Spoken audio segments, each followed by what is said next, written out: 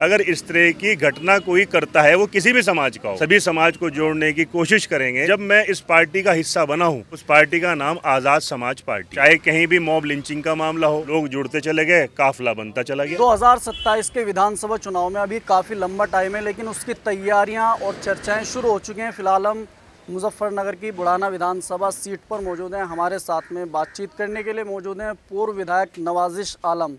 इनसे बातचीत कर लेते हैं। विधायक जी, आप क्षेत्र में पहुंचे हैं, क्या कारण है इसका?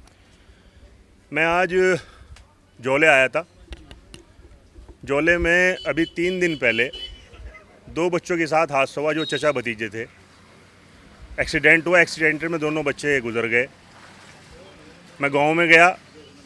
गांव में जाने के बाद उन बच्चों के घर गया, दोनों के। गांव में बड़ा रोष है, लोग बड़े सदमे में हैं। सदमे की बात भी है कि जो दोनों बच्चे थे वो 20 साल से कम थे। जवान मौत है। बहरहाल मैं समझता हूँ कि दुनिया का सबसे बड़ा गम होता है कि बेटे का जनाजा बाप के कंधे पे हो, तो इससे बड़ा गम कोई दुनिया का हो नहीं सकता। तो उनके पुरसे के लिए, उनके दुख में शामिल होने के लिए, उनकी मग़फ़िरत की दुआ के लिए, और अल्लाह ताला उनके घर वालों को सब्र दे और उन बच्चों को जन्नतुल फिरदौस में आला से आला मकाम अता फरमाए। तो इस वजह से आज मैं जोले आया था। और जोले में फिर उसके बाद मैं जो वहाँ के सभी ज़िम्मेदार लोग हैं उनके घर पे गया, सबसे मिला।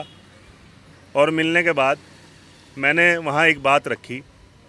बात ये रखी कि मैं जिस पार्टी में हूँ उस पार्टी का नाम आज़ाद समाज पार्टी है।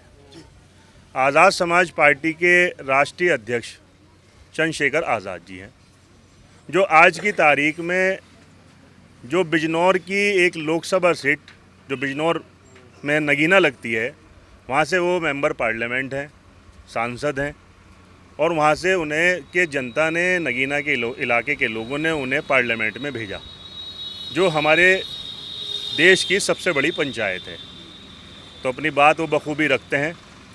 हर मुद्दे पे वो एग्रेसिव होकर आते हैं, काम कर रहे हैं, निकल रहे हैं।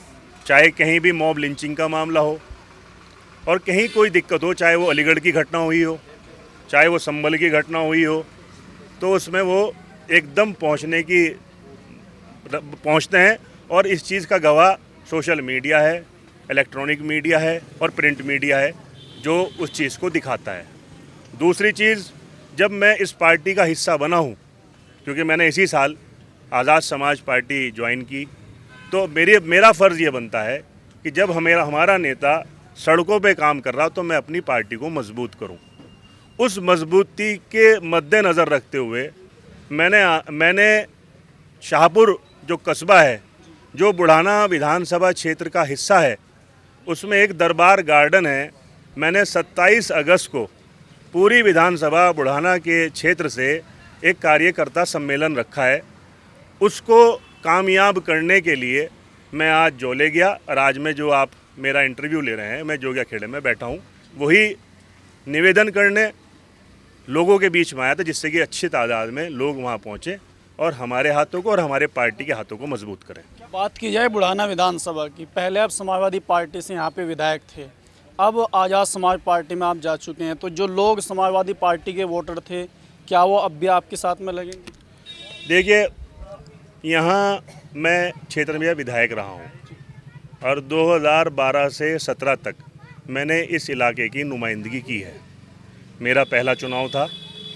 पहले चुनाव में जब मैं यहाँ लड़ने आया तो बहुत से गांव ऐसे थे जो मेरे लिए नए थे और बहुत से गांव ऐसे थे जो मेरे लिए पुराने थे। तो लोगों का संगम जुड़ा, लोगों का ने साहस दिखाया, लोग जुड़ते चले गए, काफिला बनता चला गया।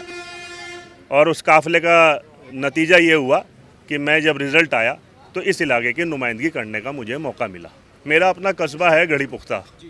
2 फरवरी को मैंने आज़ाद समाज पार्टी ज्वाइन की थी, जिसमें हमारे राष्ट्रीय अध्यक्ष श्री चंद्रशेखर आज़ाद जी वहाँ पर तशरीफ़ लाए थे। वहाँ अगर आप होते या नहीं थे, जो भी लोग और प्रिंट मीडिया के, इलेक्ट्रॉनिक मीडिया के लोग थे, वहाँ जो तादाद थी, वहाँ ज़्यादा जो तादाद थी वो सभी लोग थे, लेकिन ख़ासकर अल्पसंख्यक समुदाय की तादाद काफ़ी थी। तो मैं समझता हूँ कि बहरहाल चंद्रशेखर जी जीते। एक बिरादरी से या एक कास्ट से कोई MP MLA नहीं बन सकता। सभी साथ रहे, अल्पसंख्यक रहे, बहुजन रहे और बाकी जो बिरादरियाँ वो रहीं, तो जब भी वो जाके पार्लियामेंट में पहुँचे। तो इत्तेफाक है, बहरहाल कोशिश कर रहे, जद्दोजहद कर रहे। कोई भी पार्टी बनती है, नहीं बनती हैं, फिर आहिस्ता आहिस्ता जब टाइम बढ़ता चला जाता है तो पुरानी होती चली जाती हैं। तो कोशिश करेंगे, जद्दोजहद करेंगे, सभी लोग साथ हैं। मुझे तो ये लगता है कि सब साथ हैं। पिछले दिनों इकरा हसन के साथ में, उसके बाद में फिर डिम्पल यादव जी के साथ में जिस तरीके के व्यवहार देखने को मिला, उसको लेकर क्या कहेंगे आप? ये पॉलिटिकल स्टंट है, ये पॉलिटिकल स्टंट है। भारतीय जनता पार्टी बहरहाल इस चीज़ के लिए जहन अपना दौड़ाती है और ऐसे पॉलिटिकल स्टैंड पे लोगों का जहन भटकाना चाहती है। कोई बहरहाल आपने जिनका जिक्र किया वो दोनों मेंबर पार्लियामेंट हैं और मेंबर पार्लियामेंट जनता चुनती है। जनता जब वोट देती है तो पहुंचते हैं। तो बहरहाल वो अपने अपने इलाके की नुमाइंदगी कर रहे हैं। अगर इस तरह की घटना कोई करता है, वो किसी भी समाज का हो, उसका कोई मज़हब नहीं होता, कोई ईमान नहीं होता, मेरे हिसाब से सरकार को इस बात में संज्ञान लेना चाहिए और उन्हें जेल तो कम सज़ा है और जो उससे बड़ी सज़ा हो सकती है वो सज़ा देनी चाहिए। क्योंकि माँ बहन बेटियाँ सबकी हैं। जब हम अपनी माँ बहन बेटियों की इज़्ज़त करते हैं तो सामने वाले से भी ये रखते हैं कि वो भी उसकी इज़्ज़त करें।